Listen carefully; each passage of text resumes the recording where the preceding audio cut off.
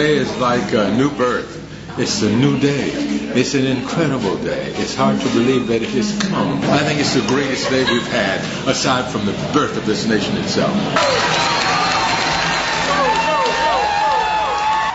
At Scripps Ranch High School, students and teachers gathered together to watch the extraordinary event. President Obama has inspired many people and is reaching the youth of America. This makes me proud to be youth in America. Like, it's something that I can relate to, and it's something that I feel really powerful for.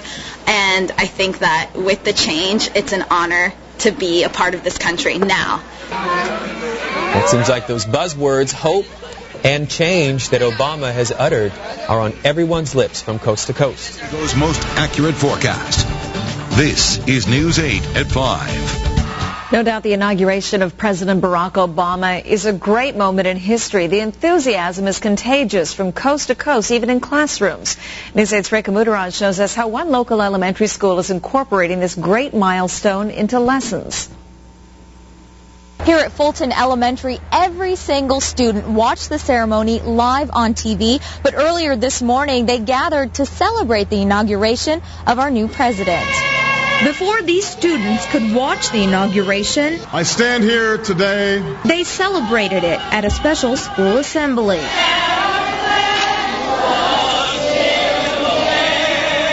The entire student body and staff gathered on the playground as a show of support for the new president. The dance team stepped for Obama, and selected speakers shared how the man of change inspires them. If you put your mind to it, you can accomplish what you want to. And he says he'll make a big change in history, and I hope to see that.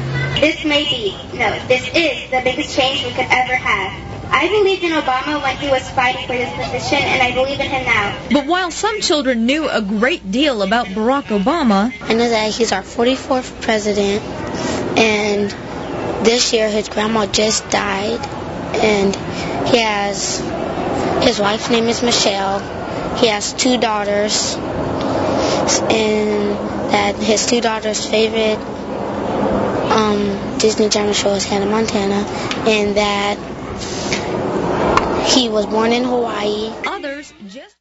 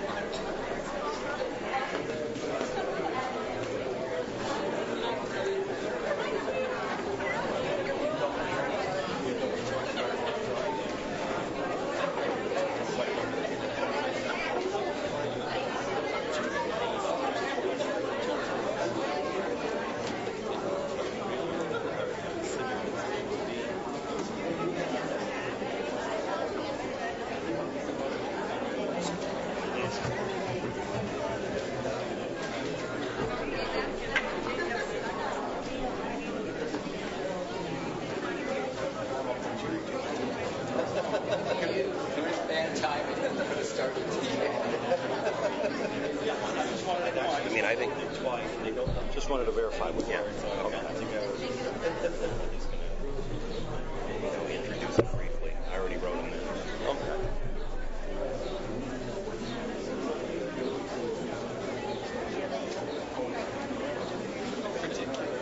Unless they want to.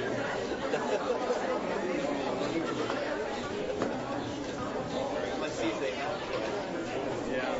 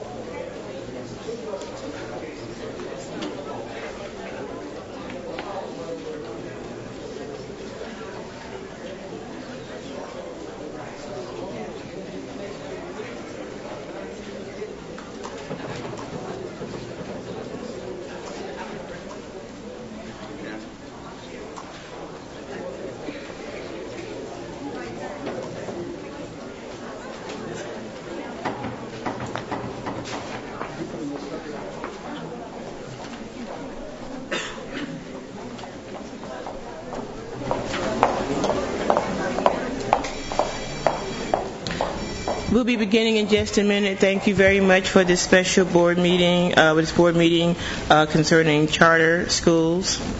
I'm going to ask that we stand now to the Pledge of Allegiance. Please stand.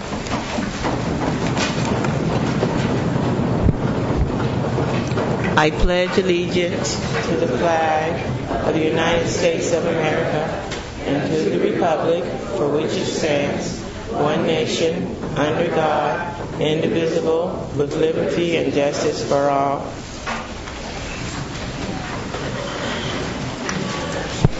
Thank you very much again.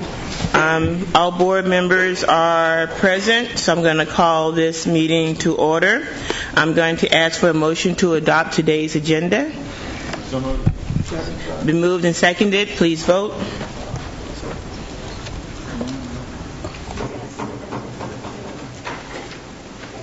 I'm sure that passes 5-0. Ms. Ward is busy right now, but thank you. We're going to go under the C items for student instruction. Under C items, we have items CO1, CO3, and CO4, which is actually renewals of charters, and the staff recommendation for those charters. Superintendent Greer. Thank you, President Jackson. Rich Cansdale from our staff is here, and I'd like Rich to come up and give you the staff recommendation on these. It's consistent with the information that you have, and I support Rich's recommendations. Okay. We are recommending approval for Darnell Charter School for Harriet Tubman and the Learning Choice. Okay, then okay, and was moved and seconded. For those three. And the board members have any questions for Rich or for any of us before he sits down? Oh, one thing.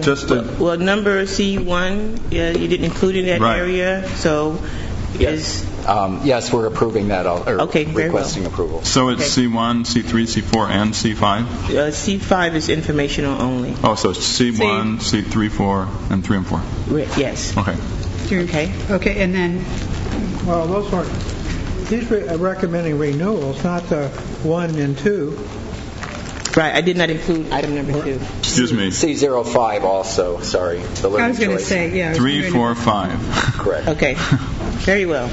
Okay, so is the motion that we approve items CO1, CO3, CO4, and CO5?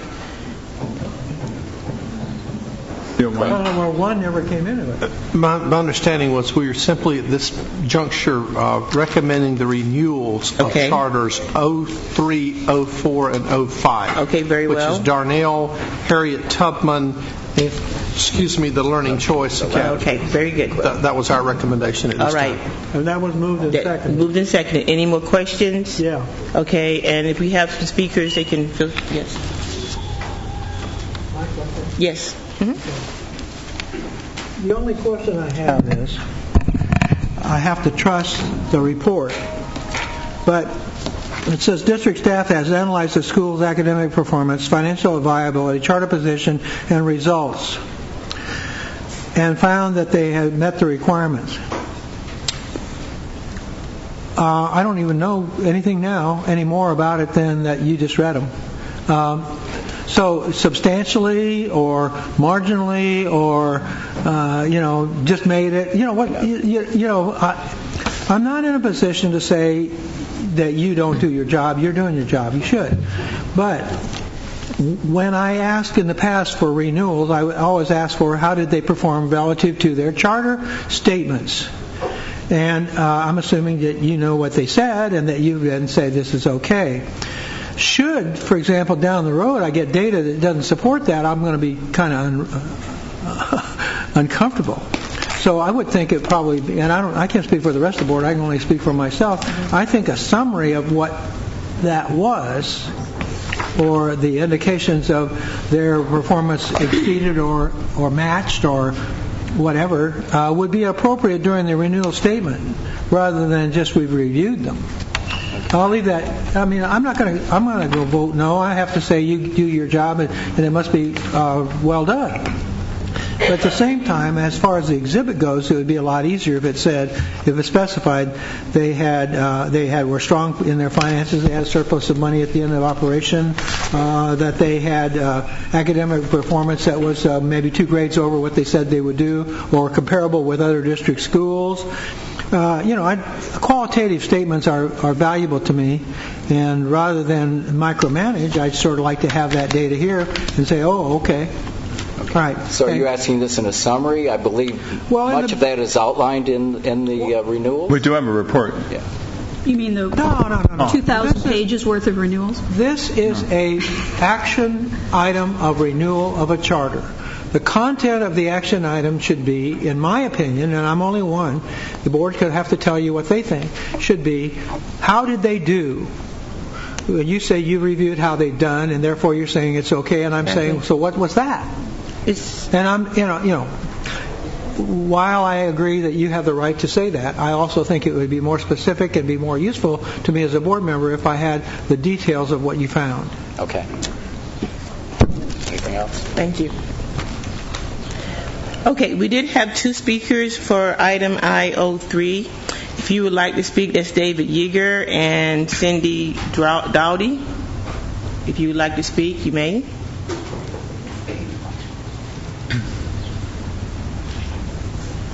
David Yeager, 6020 Hugh Street, San Diego, California. I'm representing Darnell Charter School from the board, our board. In answer to Mr. DeBeck's question, we did provide an additional letter outside of our charter renewal request that did specifically address our achievements over the course of our charter. Don't know if you had received that or not, but it was provided with our renewal. I'm sure staff got it, but I didn't see it. Okay. And Ms. Dowdy is not here at this time. Okay, thank you. Thank you. Is there any more comments or questions from board members? Please vote. Okay. Those items pass 5-0. Let's now look at item CO1. CO1 is the adoption of Charter School Memorandum Understanding with McGill School of Success. Superintendent Greer. Thank you. Again, Rich will come up and explain this issue to you. It's sure. Good evening, Board, Superintendent. That item is simply an adoption of Memorandum of Understanding with McGill School of Success. Their charter was amended at the last board meeting, so they needed to have their MOU updated. So, again, it's just an update of their pre-existing MOU. Okay. Is that an action? It is an action. Okay. I need a second, please. Second. Any more discussions or comments? Please vote. That item passes 4-0. Item CO2 is the charter petition for Pacific American Academy Charter School. Superintendent Greer. Again, same issue with staff. I'd like for you to come up and explain and make a staff recommendation. Rich, is that you again? Who is it this time? So I believe this petition was presented before, and there were some revisions, and so it's been brought back for approval. Do we know what revisions have been made? That I can't address. So, Peter, including a budget. Yeah, including a budget. I just want them to. Program manager in the Office of School Innovation and Choice, and this item was actually brought forth initially by the legal office at the last charter specific meeting, and now it's being brought forth again by the legal office. So the legal office want to answer some questions for us. Somebody, please. The report and review was prepared by Jose Gonzalez. I wasn't aware that the Charter Schools office wasn't working in conjunction with him. I can see if he is available, but I didn't work on this particular. But the point, with all due respect, the point I'm trying to make to staff is if you bring these reports to the board and ask the board to approve them, it's my expectations that staff would have a justification as to what we're recommending and why, And if there were changes, we need to know what those changes were. We're asking for the board to make a serious commitment here as far as approving this proposal. And so if we've had this made once before and it was not approved and the board asked for changes and asked for additional information, I think we should specify what those changes were and provide that additional information. And the staff should be letting the board know why you now recommend that we approve this petition, whereas before we did not. I mean, that's... Superintendent, if it's okay with you, I will skip over CO2 to give him a chance to get Mr. Jose, to get Mr. Gonzalez here by the end of the meeting. Thank you. And I'll come back to the CO2. Well, and also, just for a point of information, I don't know about the rest of you, but I can't open the Pacific American Academy final report at all. I can do the one at the left. I can do the one at the left, but not the one at the right, which is the final one. Maybe it just isn't even there. I don't know. I can't find it. Anyway, I'll leave it be. Okay. I'd like. Can anyone open it? I don't know if I can open it or not, but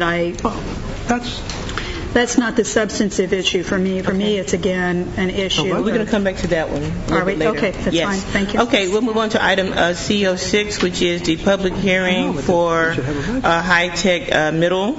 And that is a public hearing item. There is no action required. There are no public speakers. Any comments from any staff member or board member? This one on? High-tech. High-tech. I move approval. So. It's not a. It's just a public hearing. Hearing only. Yeah, I know. All right. Okay. Any other comments? Okay. Try and beat them. Then we move on to item CO7, which is a public hearing renewal for Holly Drive. Again, this is a public hearing. We do have speakers, so we will start with the speakers. Oh, look at this. What can I do with that? John. Okay. If you want to see mine? Well, I'm only complaining about board docs. Okay. Anyway, I click on this thing and I get the budget, and it's vertical and the report's horizontal. John, I was able to pull it up. I got it, but Did you? You can probably rotate it. I'm going to call the speakers up. Please come up here and stand by the podium, and then you can come up once Mrs. Ward is back at her seat. Haran Abdul, Bishop Roy Dixon, Harry Cooper, Sheldon Harris, Sherry Morrell, I think it's Renee Jones, Alicia Smith, Dan Faulkner, and Emmett Farrell. Okay.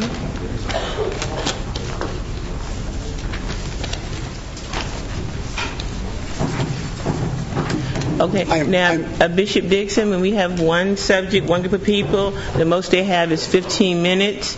So you don't get 3 minutes apiece. You only get 15 minutes total. So some people can, iterate points, but if you want to take a minute to make sure people understand that. Okay.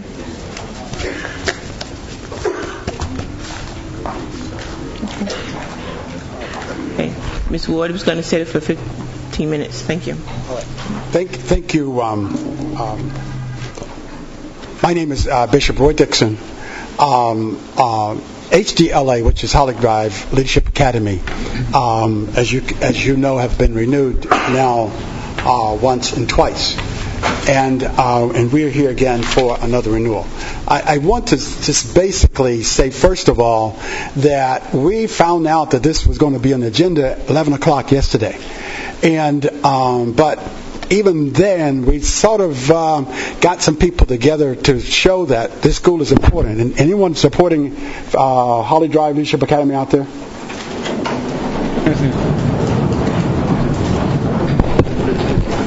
That's pretty good for short notice. Thank you. Thank you. Thank you very much. All right. And we apologize for that, and we'll fix that. Thank you. All right. And so, just to reiterate, I went to Mr. Bass about over 10 years ago, and I asked him what was happening at Lincoln High School. And Mr. Bass told me that what was basically happening is he had no feeder school.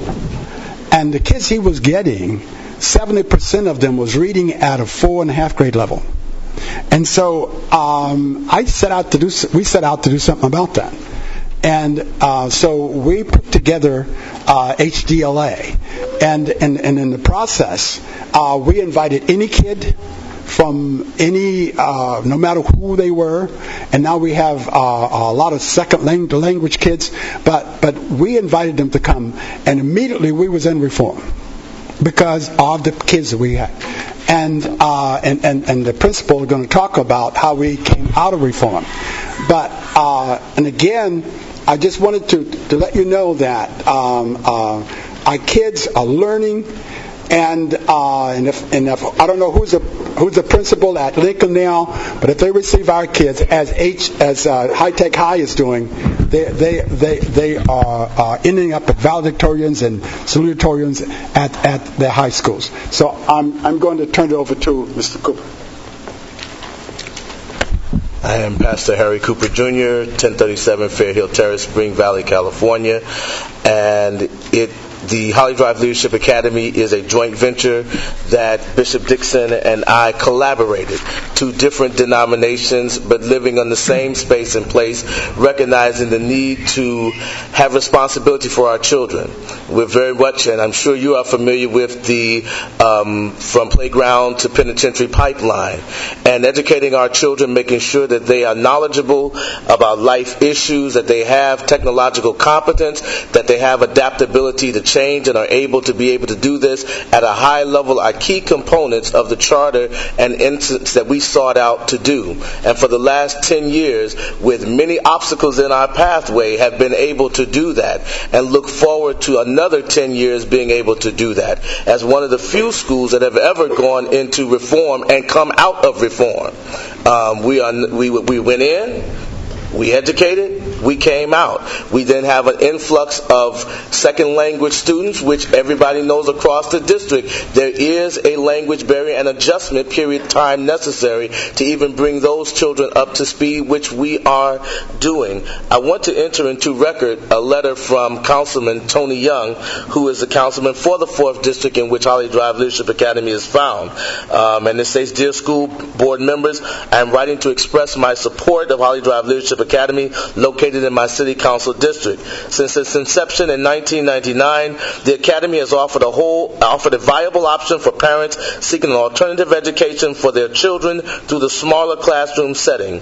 In addition, the school provides a safe environment for their students while reinforcing parental values. HDLA is a vital part of our community. I encourage your consideration of the positive impact the school has in and around the Lincoln Park neighborhood and urge your continued support for this much-needed educational institution in the 4th District." And I'm going to give you this letter that it may be held in the records of this particular meeting. Simply put, I believe as chair of the as Commissioner on Gang Prevention and Intervention for the City of San Diego, as pastor of Southeast Community Church, as a former chair of the Urban League Educational Committee, that Holly Drive Leadership Academy is a viable education opportunity for young students. And when you take anybody whosoever will, then you take them and you do your best to educate them, which is from the Latin word educare. And I believe that we are pulling out of our students the greatness that is within them, and look forward to your support in being able to do that as we move forward.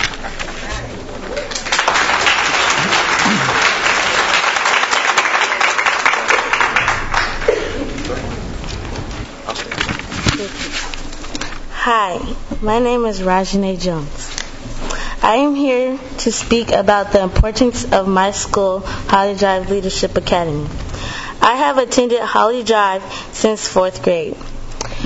When I first came to Holly Drive, I was nervous and scared.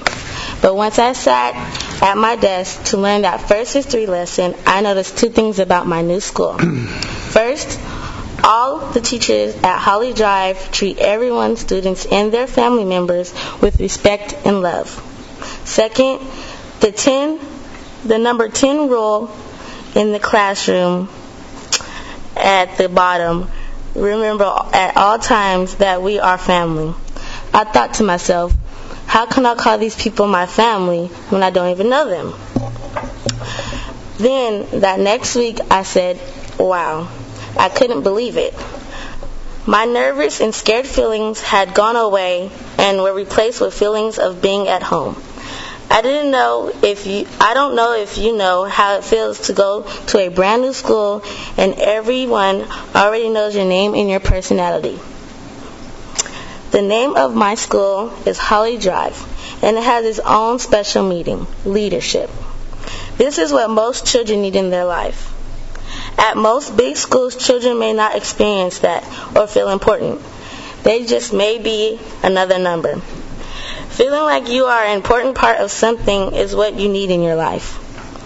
Respect of others, how to build a great self-esteem, to strive for being the best, how to care for others, and how to be honest. I value these things because every teacher at Holly Drive Leadership Academy has dedicated their time and themselves to show each student these qualities of a leader and to work to be our community. Holly Drive is truly making this world a better place. And we are more than just a job to these teachers. We are theirs and yours future. Thank you and have a nice day.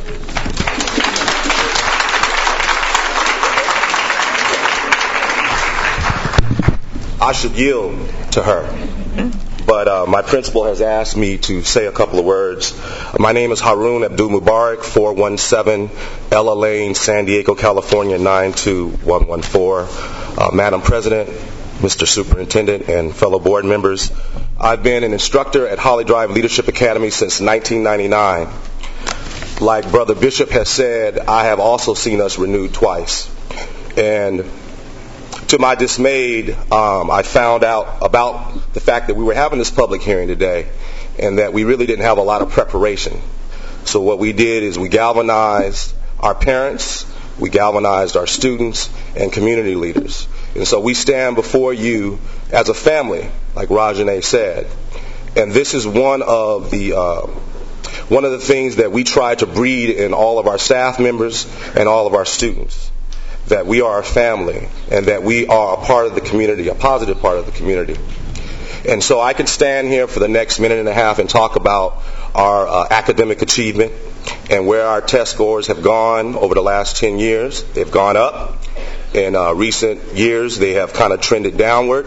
So we can argue about that with staff in terms of what we're doing. But I think Rajane Jones being able to stand before you with her shoulders high, looking you in the face, is a better indication of the type of job that my staff members and I are doing at Holly Drive. And I'll leave you with this. Many of my students over the years have told me what they want to do when they grow up. And they have said that they want to be a teacher. And what that does for me when I lay my head down at night is it lets me know that I've done a job right. So we expect positive consideration on all of your part. We expect you to notice the community involvement, to notice the parent involvement, and to love our children the way that we love our children. Thank you.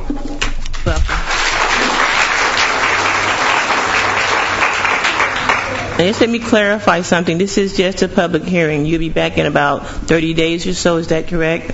Staff, about 30 days is when the actual vote is. There is no vote today. It's just we're listening. Thank you. Good afternoon.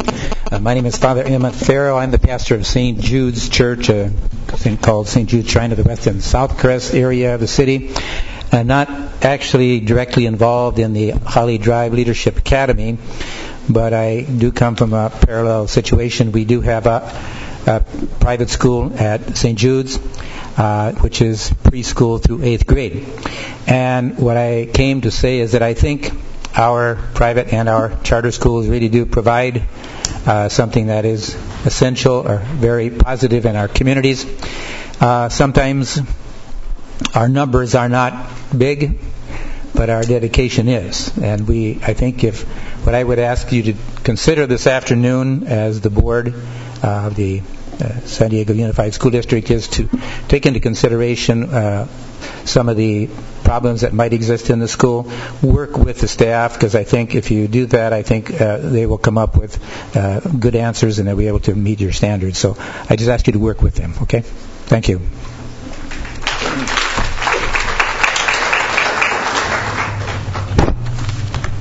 Good afternoon. My name is Alicia Smith. I am the principal at Holly Drive Leadership Academy. Thank you so much for giving us the opportunity to speak about our academy. We are a K-8 charter school located in the inner city of San Diego. We've been around since 1999, and I've been the principal there since 2000. We've been in existence, and we've continued to be in existence because we are raising student achievement. Just like the other schools in our community, the challenges to educate the students in the inner city are great. However, that's the main reason we are here. The reason we opened the school is we wanted to assist San Diego Unified in raising reading achievement, to be a place where students can go if they were falling by the wayside, not reaching academic achievement, or not being able to survive in the regular, typical, traditional setting. So we seek out those type of students. And we've been successful to that end. Many of our students leave our school, become valedictorians at your high schools, and come back and see us and talk about the great education that they received at Holly Drive. No one's immune to the declining economy, and we know that's going to be an issue as far as the viability of a school so small. But we are prepared and will rise to the challenge. Holly Drive, financially, we feel we're going to be viable, and we presented information that backs that. We also can comment, of course, in the future when we need to about our fiscal viability. In short, I want to be able just to summarize some of our highlights over the last charter term. When we were originally open, our API was only a 504. And in the last charter term, we were able to increase student achievement of an API of 730. So we're very proud of that. We also had a state ranking of a 4 in 05-06 school year, and we met all of our AYP, which is adequate yearly progress, in all the years except for one. Compared to our 4 closest neighboring schools, we have the other 3 schools in our neighborhood are in school reform, and we are not in school reform anymore. Holly Drive has had some veteran teachers who have had a track record of increasing student achievement. To this end, we have faith in this board that you believe in school choice, that you believe in education for all students, and that all children don't believe that they should be in a box. We don't educate all kids the same, and we believe that you believe in school choice, and that's why we're here, where we look forward to another 5 years of learning and working together and learning from each other. Thank you so much for your consideration today.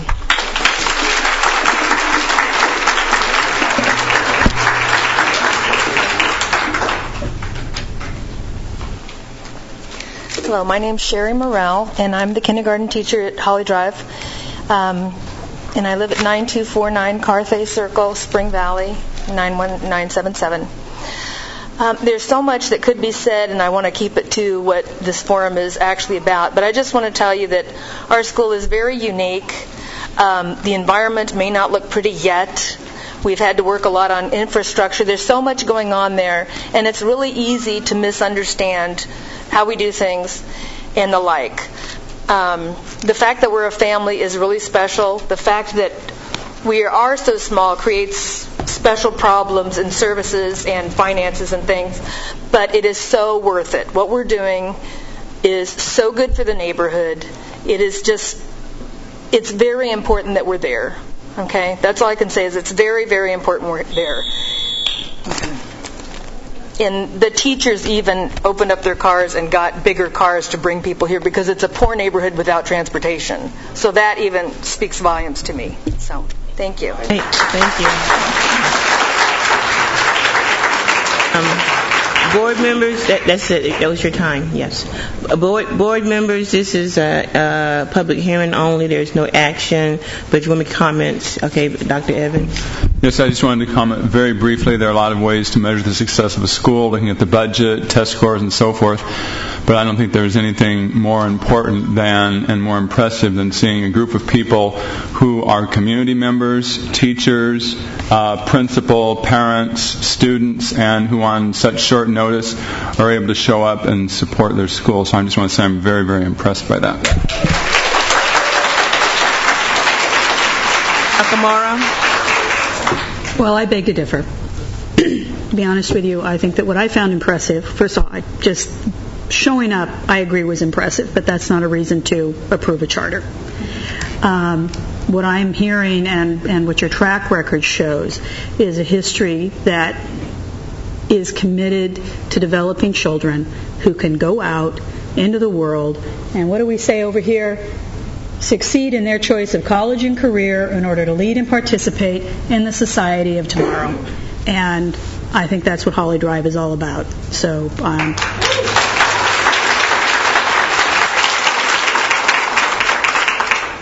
okay, and again, thank you. I see Bishop McKinney here and Reverend Wells here and the community is here. So it's good to see you. Information item only, and keep up the good work, and we'll see you in about 30 days. The next item on the agenda is the charter petition public hearing for Ifton High School. This again is another public hearing. We have some speakers for this.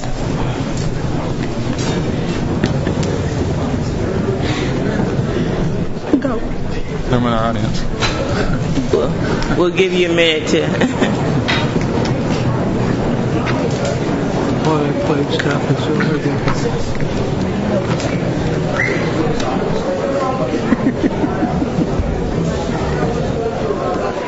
What's that? Wobble. it's really impressive that it's being prepared in that short order. Yeah. That is.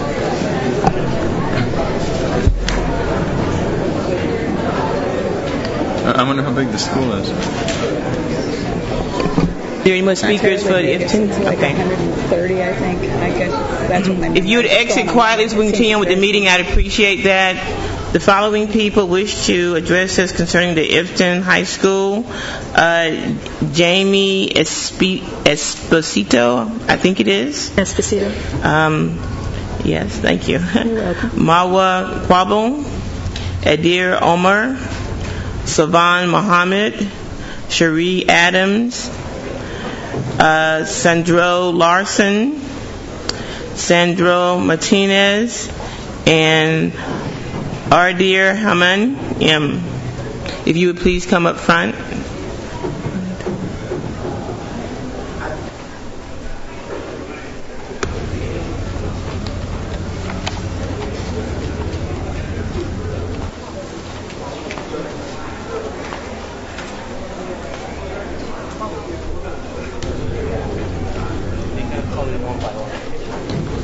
One, two, three, four, five, six.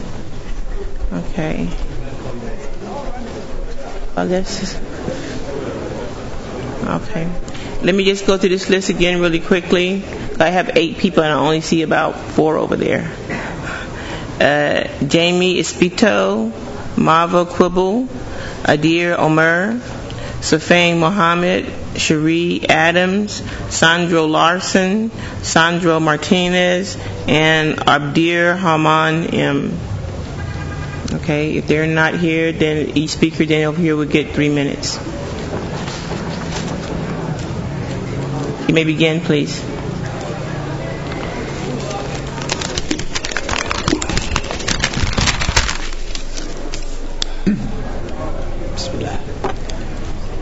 My name is Sufyan Mohammed, 3810 Wynone Avenue, San Diego, California, 92105.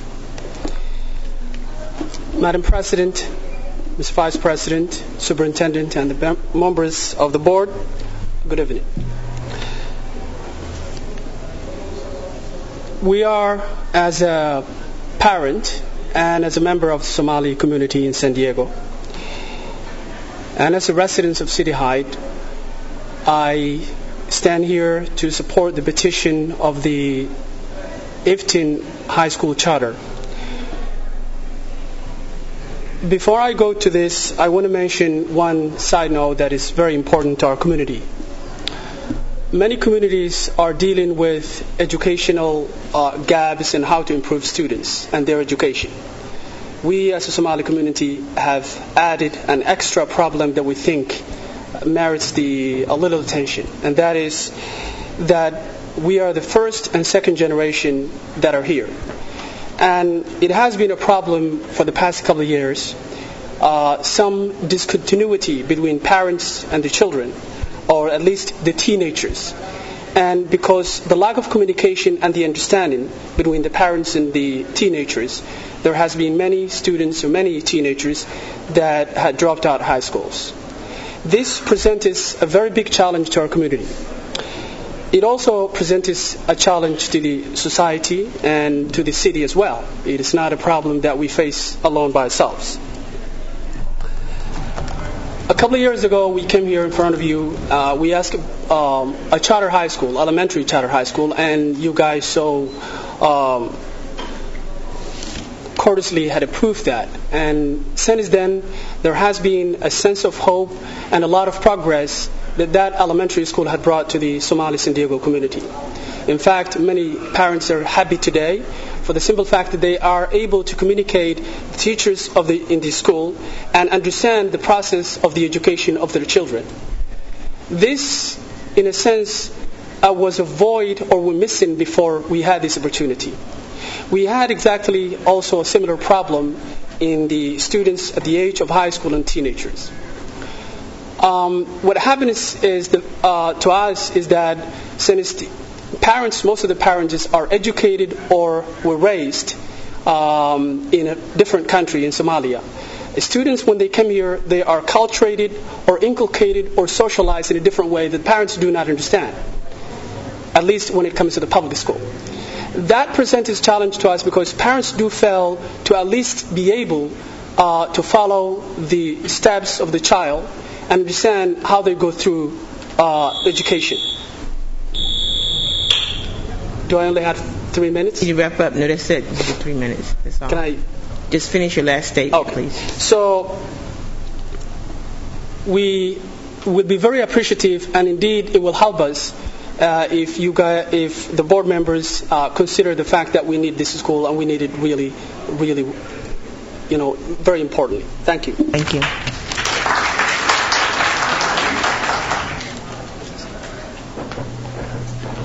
I'm Jamie Esposita, 5700.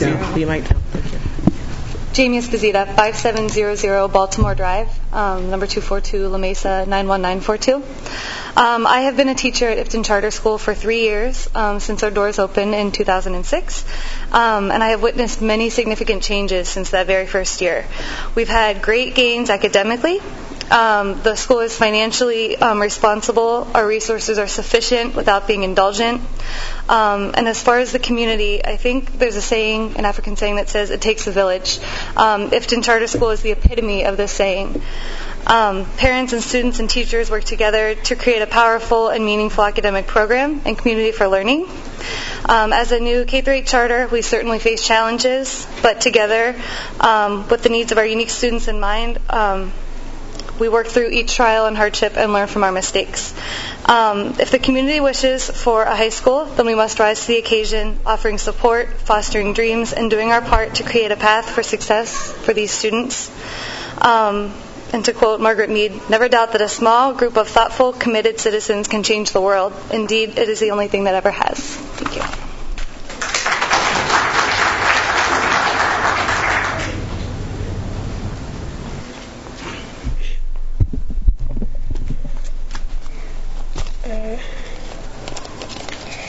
Hi, my name is Abdurrahman. I am a third grader in Ifton Charter School. I stand here today as Dr. King's dream. I am the hope and the change. I have a dream to graduate Ifton High School. Please support me. Thank you. That's all, sir.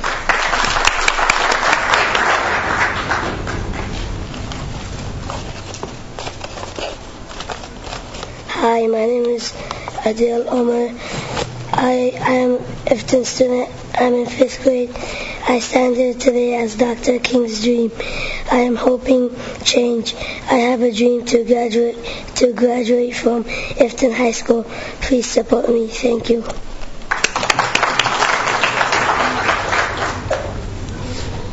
Hi there. My name is Munira Abdi. I live at 4078. Thank you. My name is Munira Abdi. I live at 407A 47th Street in San Diego, California, 92105. I totally believe in the way Iftin Charter School has bridged the gap between the Somali culture and the culture our children are growing up in. The purpose of the school is to bridge the two cultures, the interrogation and to interrogate to the integration in their awareness, building strong self-esteem, identify development and appreciation of diversity, skill and knowledge development, and to also assist children to be motivated enough to reach their potential and become success-oriented and productive citizens of this nation. And I believe that Iftin Charter School is doing that is fully doing that. Thank you very much.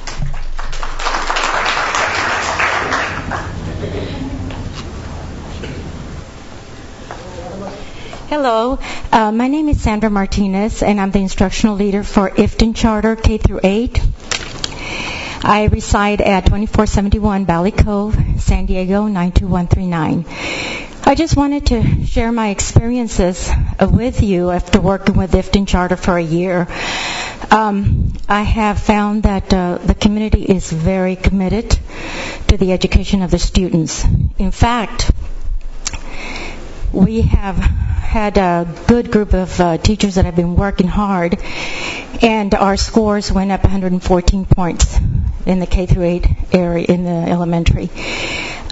We have parents that want to see a continuation of this kind of success for their students. And you know that students who are happy and productive are going to be much better members of our society. This is what I think the community is wanting.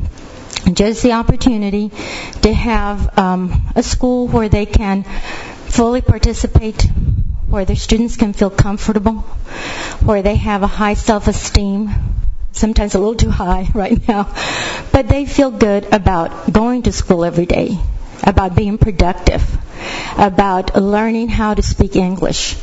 Our scores went up quite a bit also, but you can see that on the online on the California website. So you'll see that we have been working hard. We want to continue the same success in the high school. I think that the energy and the momentum that the community has right now, we should harness that, and we should allow them the opportunity to continue to see if we can continue to support our students in learning. So thank you very much.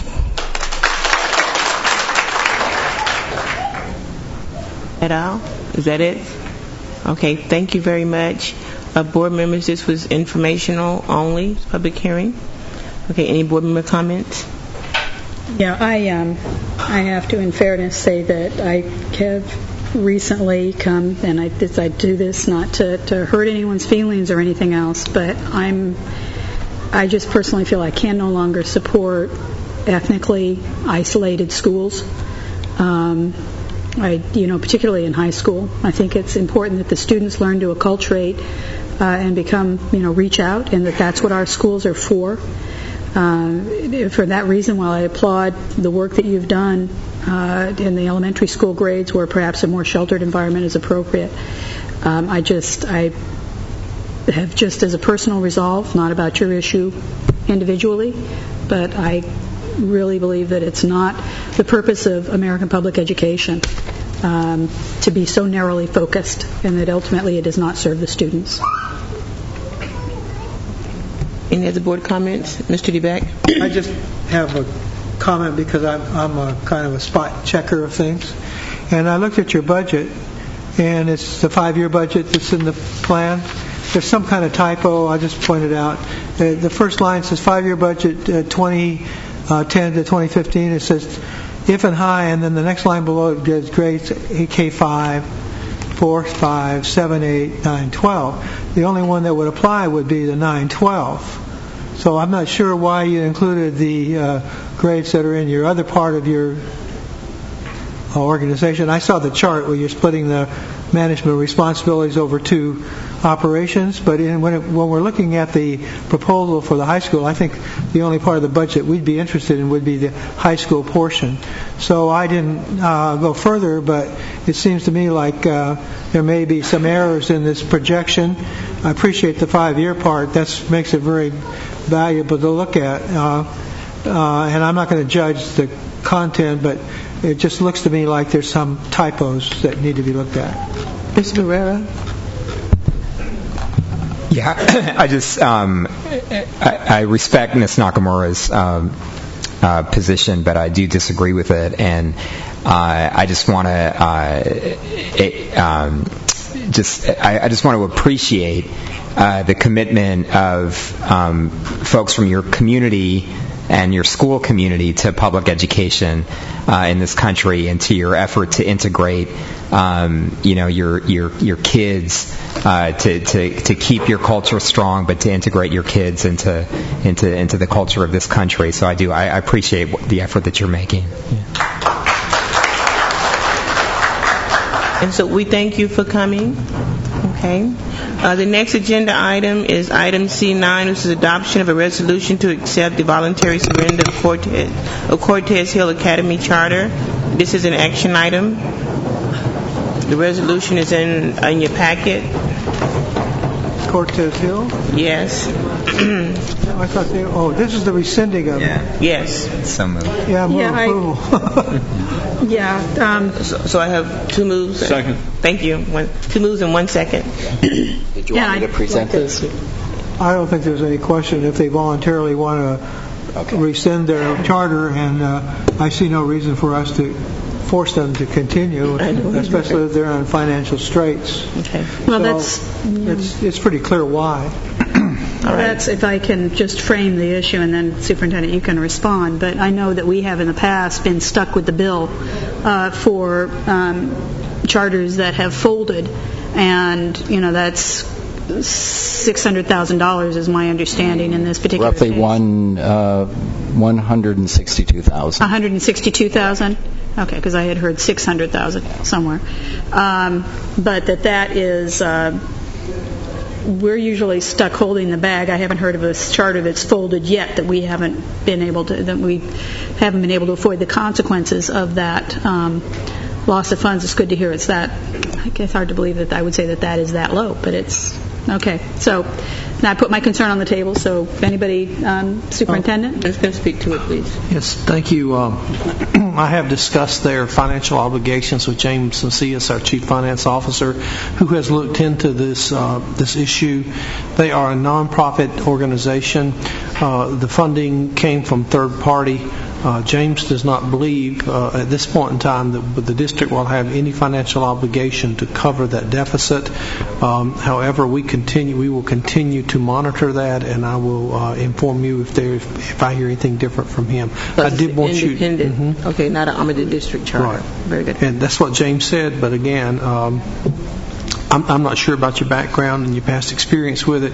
I was just giving you that bit of an update. And if that changes, of course, we'll let you know. I can remember the school that went under.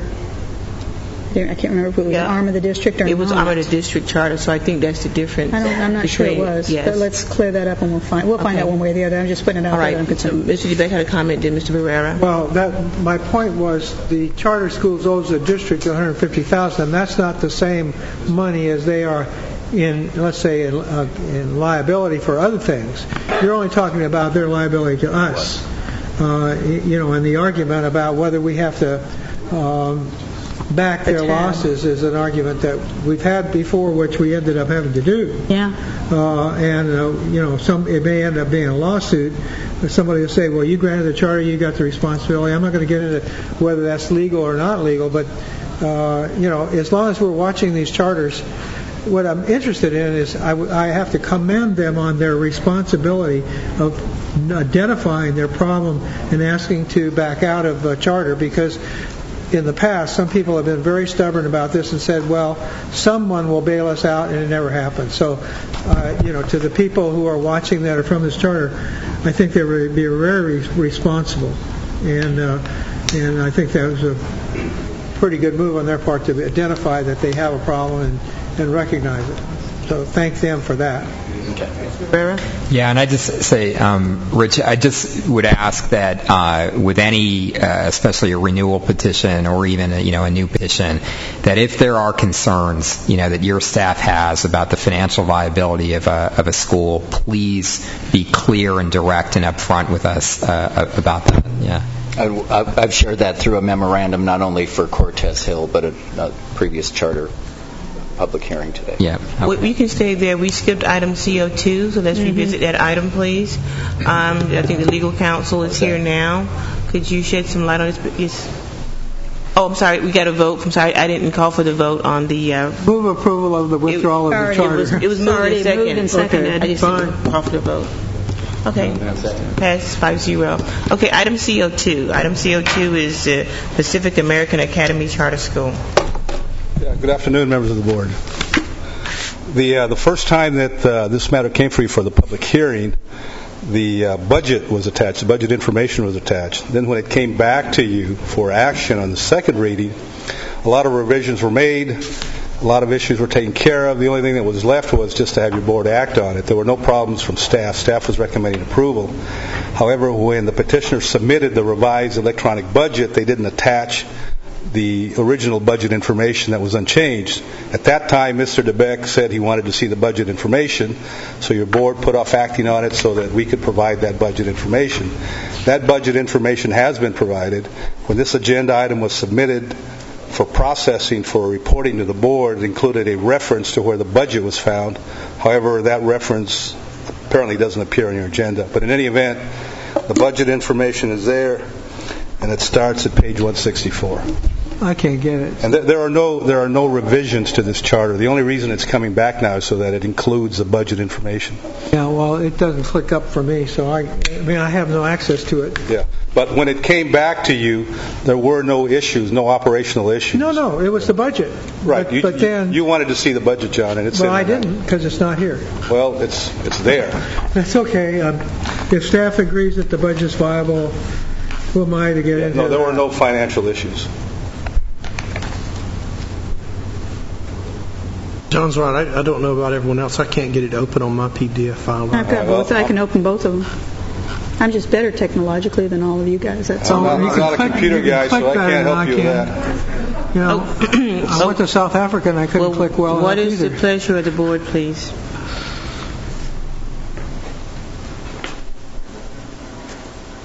Can I just ask staff? I think I just want to hear a little bit more from you, I guess, about what is it about this petition that gives you confidence that this is going to be a successful school? And I know that's a broad question, but I need to hear a little bit more about why you're recommending approval of this petition. Well, I'll tell you what I do. I'm one of the lawyers for the district, and our job is to receive these petitions and then send off to the various departments the petition for their review, comment, approval, recommendations for changes or otherwise. So each department has had a chance to look at this, the instructional people, the financial people, the special ed people, the facilities people, and nobody recommended or had any problem with the charter as revised. Your board originally had some concerns, Ms. Nakamura, about the focus of the charter on the Hawaiian Pacific Islander theme, and I had the same concerns because state law requires that the charters be open to anyone, and anytime you have a charter whose educational curriculum is tailored to a specific national orange group or ethnic group, in our opinion, that's legally impermissible because it tends to exclude everybody else. Well, then how do we go around approving IFTN then? Well, we're not there yet, and our office will have recommendations on that subject that I really should reserve until a later point. Okay. But in any event, with respect to this charter, we made those same comments, or we expressed those same concerns, and they did in fact revise the curriculum, change the entire focus so that it's a charter that is generic in focus and designed to appeal to all students. And it's no longer a Hawaiian focus-only charter. So with those changes at the last hearing, that information was presented to your board. There were no operational issues. The only reason it came back is because the budget pages were inadvertently left out in the electronic section that came to you. Okay. I guess it's I appreciate it, but and maybe it's somebody from the instructional side that needs to talk to us a little bit. I mean, a charter school is serious business. We're by us approving a petition, we're entrusting the education of kids, to that school, and I need to hear a little bit from the instructional side why the staff has confidence that these kids are going to be properly educated at this school. All right, and that you should have that concern with every charter that comes before you. Yeah, sure. Now, I'm not sure that you've asked the same question of every charter proponent. Obviously, you're free to do that anytime you want to do that. I'm asking about this one. Now, in this one, since you're raising it for the first time, you will need to have curriculum people here. I'm not going to tell you what the curriculum is all about because I'm not the expert on that subject. I'm your lawyer. So you will need curriculum people to tell you that. Now, if you're going to do that, you have to put it off at least one more time. And that these folks I do have not waited. have any motions or seconds on this item. Yes, Superintendent. Yeah, and that's Sorry, what were you done? that's what I would recommend if you have these concerns. And what I would say to you is, during my short tenure in the district, we have a different board. We're new. That has not been a question that has been raised of staff before. Before, it's my own opinion. I'm speaking for myself, not being critical of the board or anyone else. It was the culture and philosophy appeared to be to the staff that when a charter was presented to this board, that the staff's role was to make sure that our legal department said that the charter met compliance with the law. Correct. And that basically past that, we looked at the budget to see whether or not we felt like the budget was there to support the staff and the program, because we knew that flow-through dollars would go to the school on a per-pupil basis just like they do here. So we calculate 1 per 25 kids, and so we look at doing that. But we never felt like, and I've never felt like since I've been here, that this board asked the staff to take a look at the programmatic value that was being presented, and that we then would say to the board, we recommend you not approve this particular charter because it is serious business and because we have serious reservations about the ability of these folks to deliver on what they are proposing. Just as I'm saying that, I could say to you, we could go back and take a look at the charter schools that we already have in place, and we could see how effective they have been.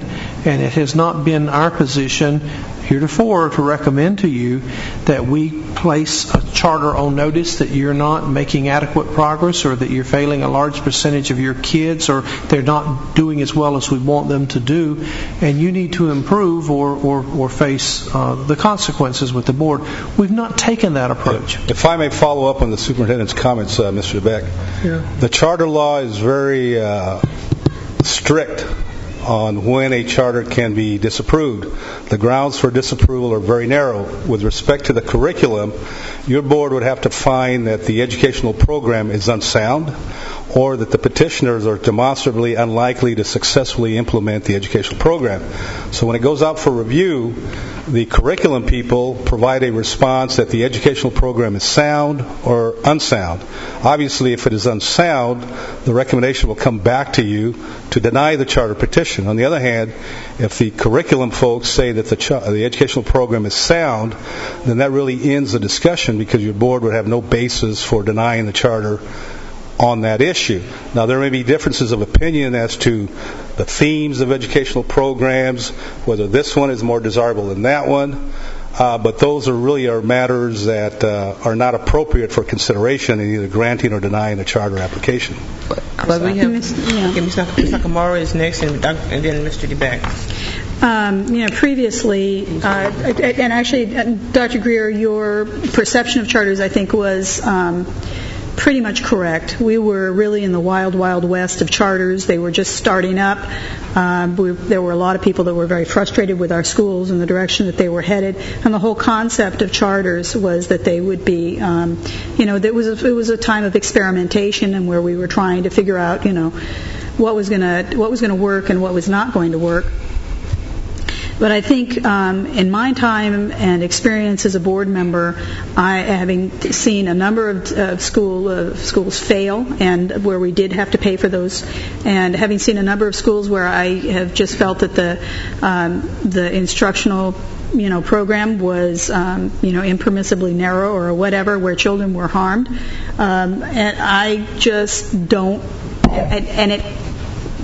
On one hand, I'm glad I'm taking this stand on Pacific American Academy because I've got friends in this group that I'm sure are terribly hurt by this, and I am very sorry for that. But if I can stand up and say this to you, then I can stand up and say it to anyone.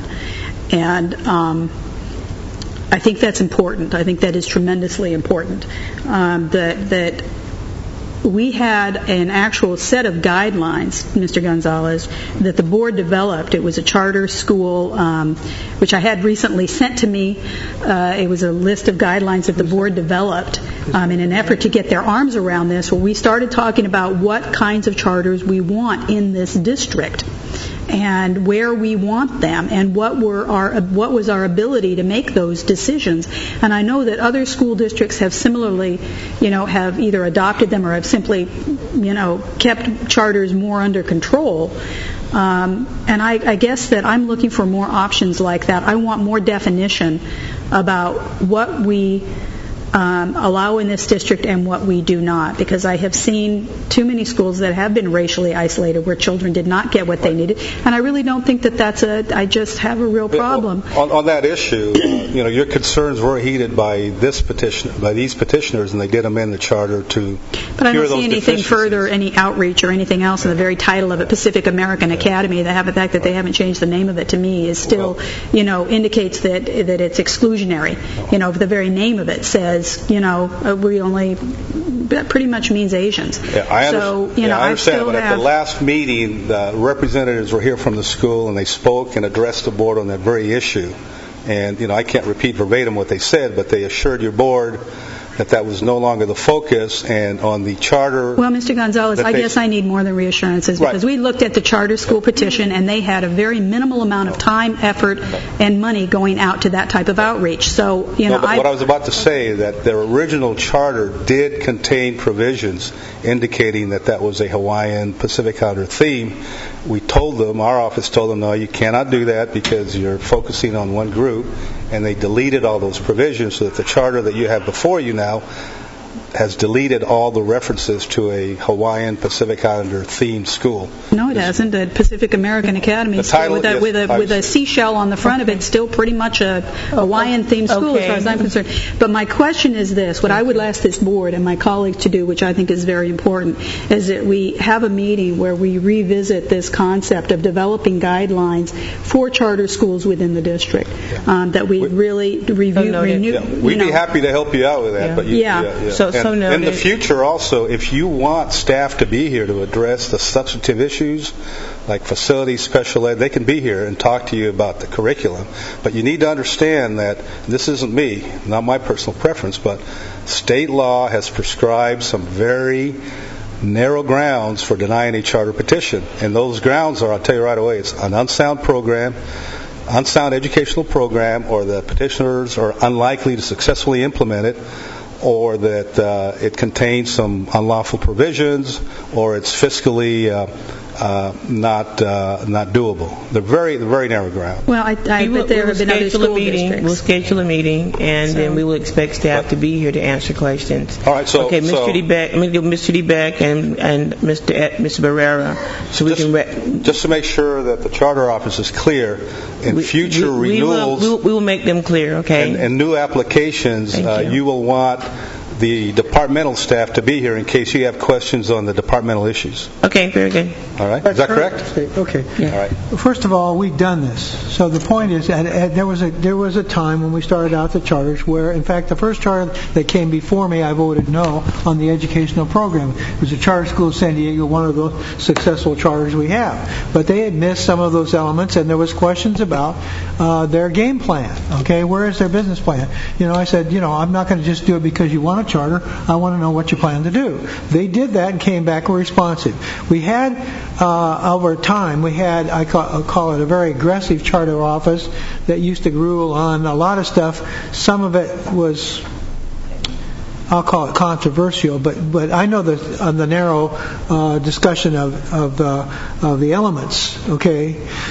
The key to me is that the charter office, and this depends on what the board's charge is to the charter office, it went from that kind of let's look at every little thing to, okay, it's a charter, let them meet the requirements, and now it's up to the board to review and look for, let's say, what they think will be a problem with the curriculum. So basically the curriculum people they weren't a part of it.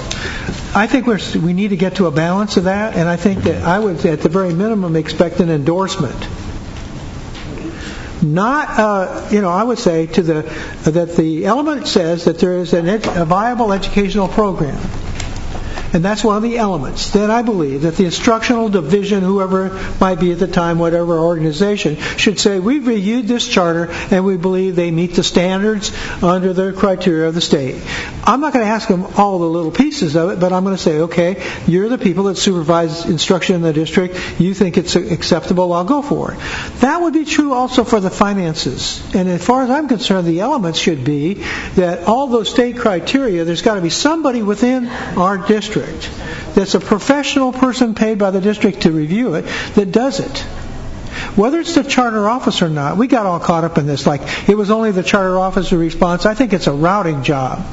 I think it's a mutual responsibility of all of our staff that are experts in the separate parts of it. One would be facilities, for example, adequate facilities. Okay. Finally, I found, by the way, I did find that I could click on it and wait long enough. I did get a cash flow chart or cash flow forecast. That's the budget. Well, I could make a cash flow forecast and it wouldn't be a budget. So, that's another piece. I see the budget, but I also know that no one in this district has okayed it. Well, that's not accurate, John. I think... Who okayed it? Each department reviews the charter. No. And each department... Then you ought to have an audit trail, shouldn't you? Shouldn't you say... Yes, John. There's no audit trail. They get the charter petitions, whether renewal or in the first instance, are submitted to each department, for example. Facilities, finance, special ed curriculum. Mr. Gonzalez, then what should happen is that routing sheet should be included with the board packet. All right. That can be done. Okay. Yeah, that Mr. Barrera, please.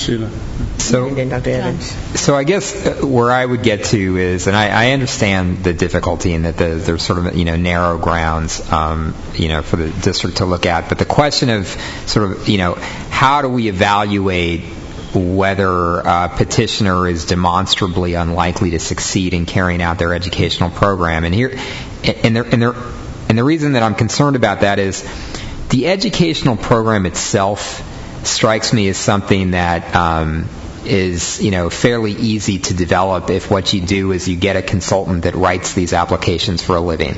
And so what you've got on paper is a sound educational program. So then, it seems like we do have to have some analysis of whether the petitioner is likely to succeed, and I understand that the law is saying you've got to show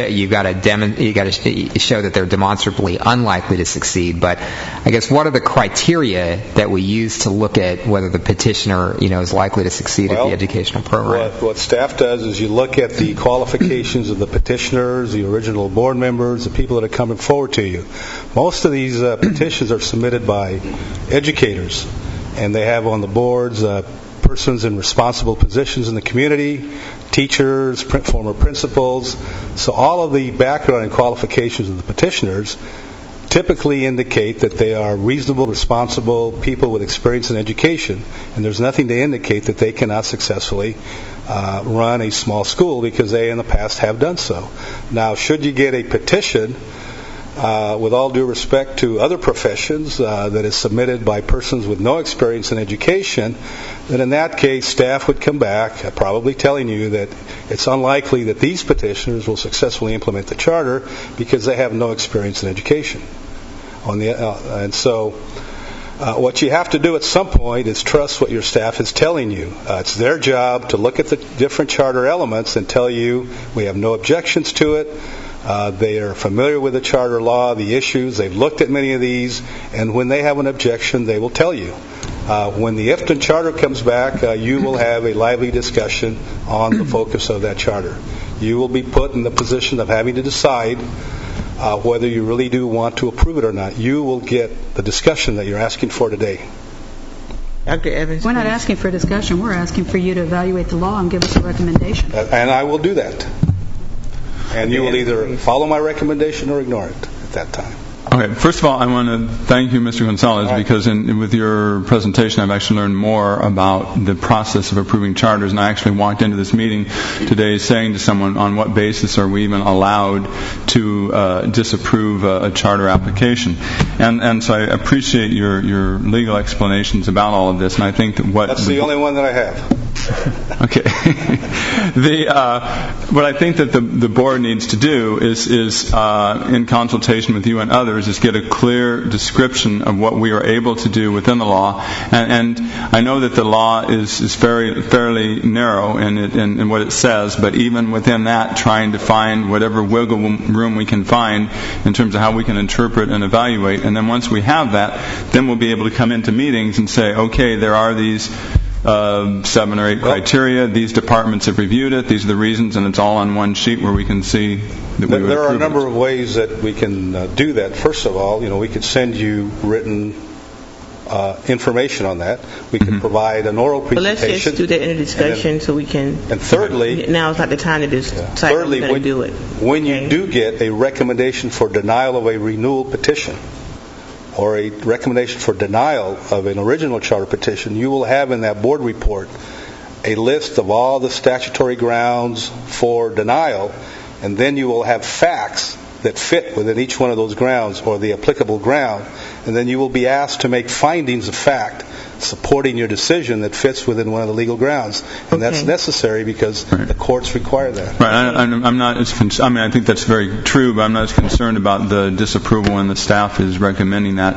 I'm more concerned about just a generic recommendation for approval and us being careful. We'll have a board discussion about our charter status. Okay. I have one last comment, and that is that San Diego Unified has more charters than any other school district in the state, I believe. Los Angeles may have recently surpassed this, but we have more charters. So other school districts are finding a way or have some criteria for exercising their authority other than just rubber stamping everything that comes in front of them.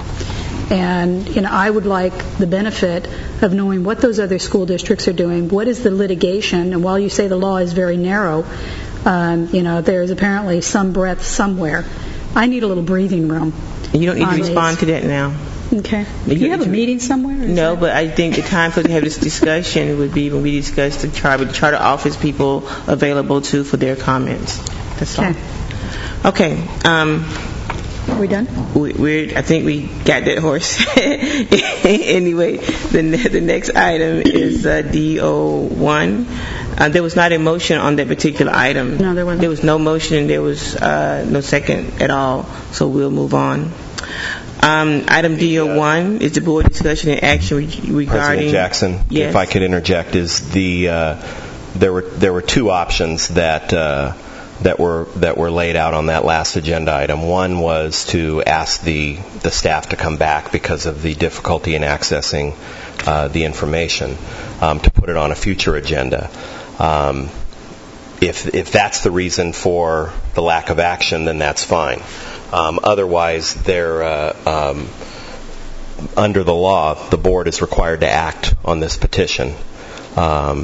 And so there needs to be a board action at some point, up or down. The lack of a motion would be deemed a denial of the petition, which would invoke an appeal process. This is on. This is on 002. No, I wanted clarity on So since there is no motion, and that is President Jackson, I'll move to accept this petition.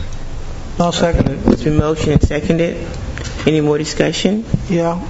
Yes. I'm going on the assumption that Jose's comments that the financial information was reviewed.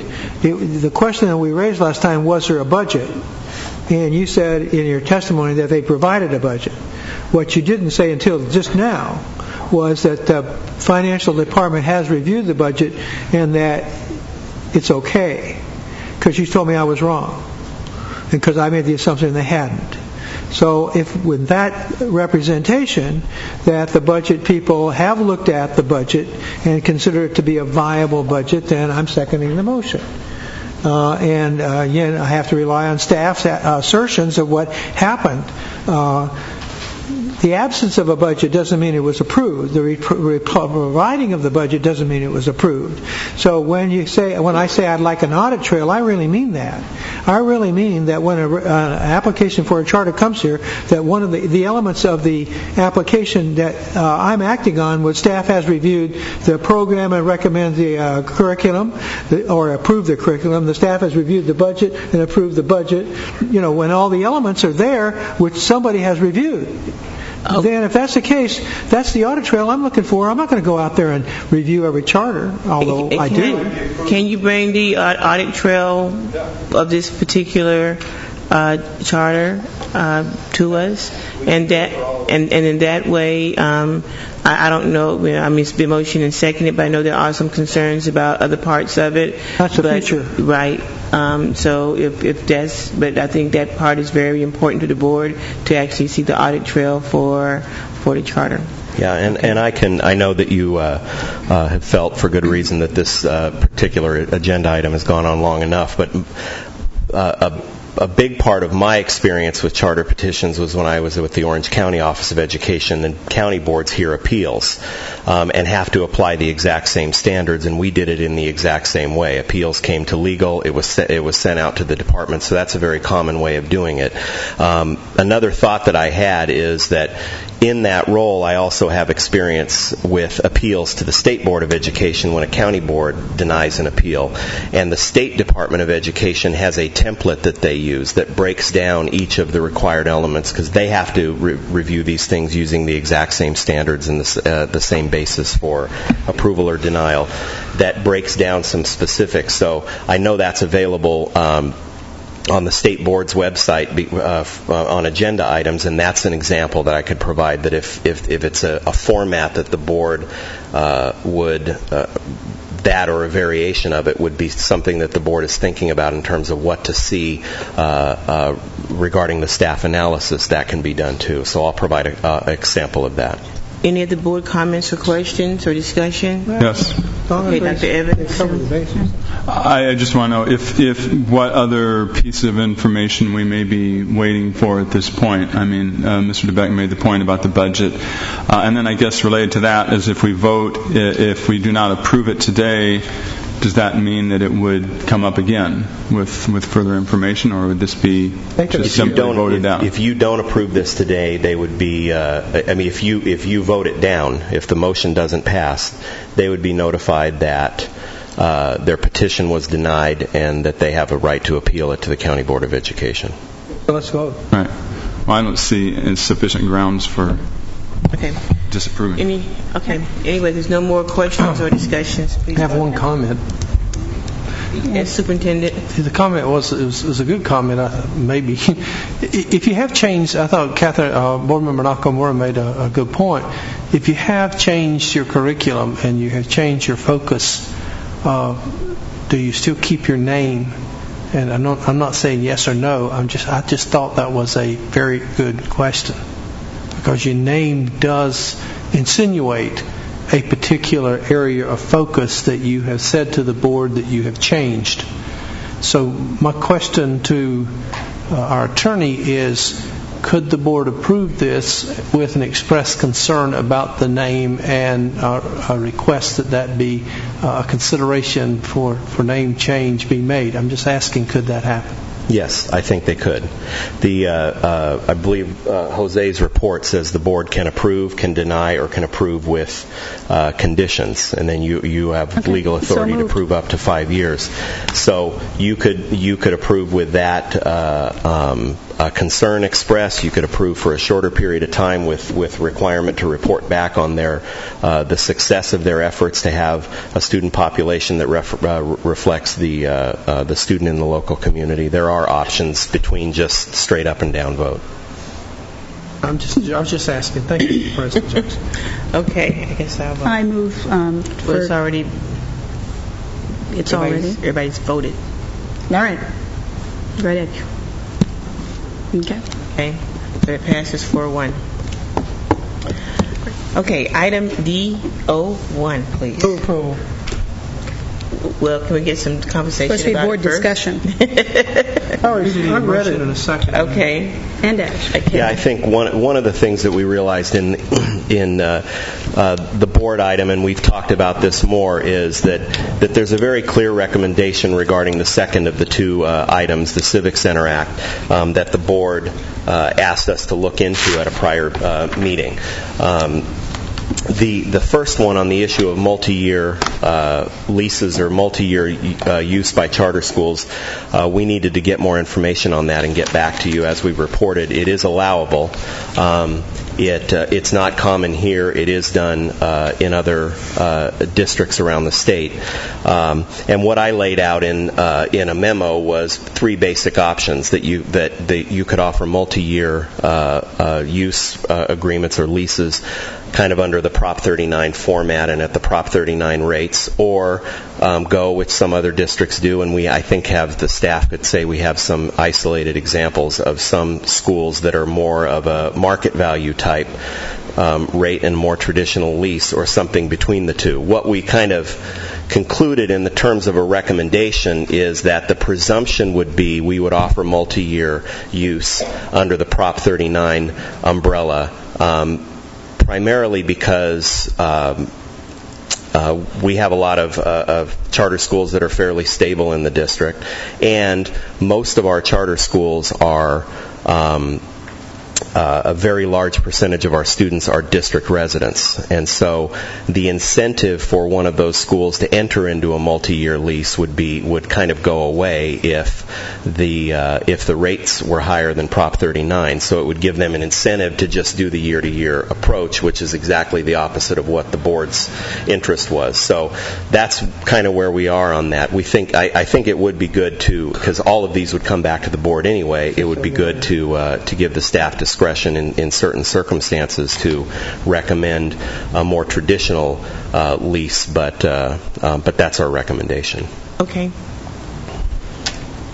So I think that, is this an item for action? I mean, we're gonna bring this up so you find that we can do it, but you're gonna bring the multi-year lease up when it is time for the Prop 39 renewals. Yeah, if the board gives us direction to do that, then the staff will go back to the schools and start exploring this idea. Some, I'm sure, will be very much interested in it. Others might not. And then I think we should have some criteria. I don't want it to be based upon them but I think we should set some parameters as who can get multi-year leases and who can't. So I support the notion for doing it, but I don't want it just to be based at your charter schools. You can therefore get a multi-year lease. It should be based upon some criteria. Well, I think we can fold that into that whole discussion criteria generally. Yeah. I'm sorry I interrupted. Yeah, go ahead. But my take on this is I don't mind multi-year leases, but if we grant a charter for 5 years and then at the end of the fourth year they want to get a indefinite lease, I'm not sure we want to talk that way. I think that the term of a lease for a charter should be the extent of the term of their charter and no longer, because what you do then illegally, I think. The lawyer's over there, he can do whatever. But I believe if you give a person a charter, the charter is a charter. And, I mean, the lease is a lease. And if we don't have any subletting of it, they just get to use it for whatever purposes they want, and at the rate we charge them. I don't think I'd agree with that. I think it should be available for anyone else that needs it for educational purposes. They would argue they have a right to use it. And John, I would agree with you. We want to maintain our options and flexibilities and also support the charters, particularly where there's a degree of stability, and match a lease life to the charter life. It's clean that way, just so you're aware of that. Okay, so it's moved and second that we do some more work. Is that correct? Yeah, they're going to bring back both of these items. Okay. That's all we agreed to. Okay, any more comments, questions? You want Okay, please vote. Mark, you want? Come back with more specifics and the criteria we intend to apply. On both the multi-year leases and the Civic Center Act. We're just saying go for it. Give us a report. Yeah. It passes 5-0. The board will recess for 5 minutes and meet upstairs for a debriefing. How about at my house?